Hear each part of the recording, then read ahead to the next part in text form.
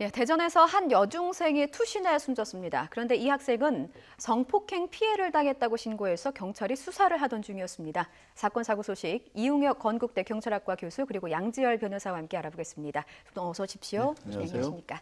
자, 숨진 여중생은 상가 건물 옥상에서 뛰어내렸습니다. 이제 경찰은 스스로 뛰어내린 것으로 보고 있는데 김양이 6개월 전인 지난 2월 성폭행에다가 협박까지 당했다고 하는데 어떻게 된 사건입니까? 네, 그 발생 시점은 지금 말씀하신 대로 그 지난 2월 달인 것 같습니다. 예. 그런데 이 성폭행 상황이 조금 독특한 면이 있습니다. 20대 그 남자에게 그 성폭행을 당하는 상황이었는데 예. 그런데 이때에 같은 학교 그 여자인데 그 예. 친구가 있었습니다. 그런데 이 친구가 어떤 이유인지는 아직 알려지지 않았지만 이 성폭행의 그 공범의 역할을 한 것으로 현재 유족들은 주장하고 있습니다. 공범의 역할이라는 게 어떤 것이죠? 구체적으로 그 유족의 그 이야기에 의하면 예. 실제로 그 말리지는 전혀 않고 오히려 이 20대 남자가 요구를 했는데 그 요구 내용이 동영상 촬영을 해달라. 그래서 그 동영상 촬영을 했다. 이렇게 유족은 현재 그 주장을 하고 있습니다. 예. 물론 이제 그 이 여학생 본인 자체는 그 사실은 뭐 부인을 하고 있는 것 같은데 예. 그런데 어쨌든 이제 2월 달에 이것이 발생을 했고 지금 그 방학이 이제 막 끝나고 개학이 되지 않았습니까? 예. 그런데 그 학교에서는 이 여학생, 그 자살을 했던 여학생과 공범의 역할을 했던 여학생이 같은 반에 지금 돼 있는 것 같습니다. 예. 그러다 보니까 상당 부분 그것에 또 부담을 느꼈던 것 같고 또 이 과정에서 성폭행범이 일정한 협박도 한 것 같고요. 또 아마 모르긴 몰라도 다른 학생들이 이와 같은 성폭행 사실을 알게 되는 이와 같은 그 정황이 아니었겠는가 이렇게 추정이 됩니다. 예. 그러다 보니까 개학이 됐는데 그 공범의 여학생은 같은 반에 있고 그러다 보니까 상당 부분 심적인 압박감이 있었던 것으로 추정되는데 예. 그러다 보니까 그 문자의 내용이 가족에게 보낸 문자의 내용이 가족에게 그 미안하다 이런 그 얘기를 했습니다. 그래서 8층에서 뭐 투신한 것으로 현재 그 추정이 되어 있기 때문에 예. 이 사건이 상당히 그 중학생이 겪었던 자살을 할 수밖에 없는 그 상황. 어떻게 보면 자살은 자살이지만 이것은 하나의 사회적 타살일 수도 있다. 이런 것이 하나의 그 이 사건의 아픈 점이라고 보입니다. 예, 일단 뭐 당사자는 부인을 하고 있는 상황이고 유족 측에서는 어쨌든 공범이 피해 학생과 같은 반 학생이었다. 그런데 학교 측이 이를 약간 방조라고 해야 될까요? 네. 적극적으로 조치를 취하지 않았기 때문에 화를 더 키운 면이 있다 이렇게 주장을 하고 있거든요. 이제 확인을 해야만 또 할 필요가 있죠. 예. 만약에 유족 측의 주장이 사실이라고 한다면 사실 이 옆에서 동영상을 찍는다는 것 자체가 이제 카메라 등 특수 촬영이 일종의 음란물이 될 수가 있죠. 예. 그렇기 때문에 그것 자체가 별도의 범죄이고요.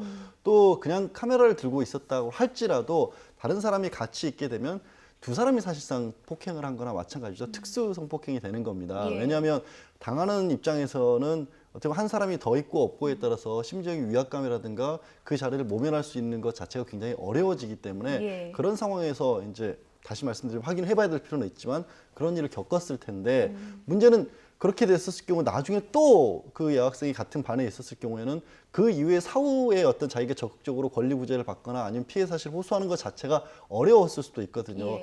그러니까 이 사건이 굉장히 의문스러운 게 이게 어쨌거나 시간이 좀 걸렸긴 하지만 성폭행 사실을 신고를 했다라면 학교에서 이 사실을 알았는지 몰랐는지도 알아봐야 되지만 만약에 알았을 경우 바로 분리 조치를 하는 게 당연한 일입니다. 저희가 뭐 성폭행 피해를 입었다고 주장하는 분들이 오면은 대개 경찰에서 이제 전담부서를 놓고 또 피해자에게도 변호인을 붙여줍니다. 국선으로. 예. 그렇게 해서 철저하게 가해자와 분리된 상태에서 변호인을 통해서 어떻게 보면은 왜냐하면 2차 피해를 막기 위해서 일이 진행이 되도록 사건 수사가 진행이 되도록 하는 과정을 밟고 있거든요. 예. 그런 과정이 제대로 진행이 되지 않은 게 아닌가라는 의혹을 가지고 있는 거죠. 만약에 유족 측의 주장이 사실이라면 이 가해 학생의 경우는 처벌 수위가 어떻게 되는 겁니까?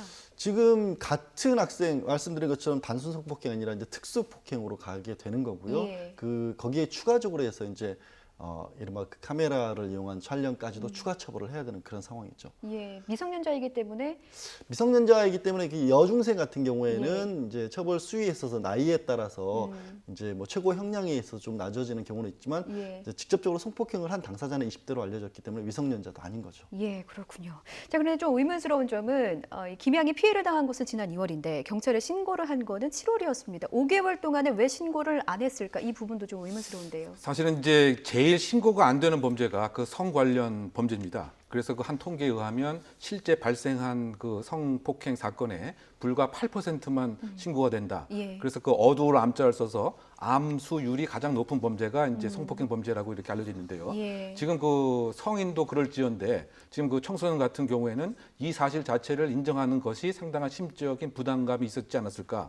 그러니까 이것의 자체에 대해서 내가 성폭행 당했다고 하는 낙인에 대한 두려움, 또 성폭행 당했다라고 하는 사실을 이제 인정하고 싶지 않은 이 마음의 부정, 뭐 이런 것들이 혼합된 상태가 아니었을까. 그래서 만약에 그 당시에 바로 그 신고가 이루어졌다고 한다면 좀 더 적극적이고 구체적인 수사가 아마 가능했을 것 같은데 상당 부분 시간이 그 지연이 되었고 아마 그 지연되는 과정에서 심적인 과정이 상당히 그 아팠을 것이다. 예. 그래서 그 본인이 그 결단에 의해서 신고를 한 것인지 아니면 이상한 평상시와 다른 행동 징후를 혹시 그 가족이 이렇게 알아차리고 무엇인가 계속 상담을 하고 얘기를 하는 그 다음에 결국 이제 7월 달에 신고를 한 것이 아닌가 저는 개인적으로 그렇게 추정이 되는데 예. 그만큼 신고하는 데는 많은 그 부담감을 느꼈고 아마 그 신고가 지연된 이유 중에 하나는 혹시 지금 그 성폭행자가 협박을 했다라고 이렇게 그 보도가 되고 있는데 예. 성폭행에 대한 신고를 아예 못하게 하도록 소위 그 동영상을 혹시 활용을 해서 너 신고를 하게 되면 이것을 소위 말해서 그 알리겠다.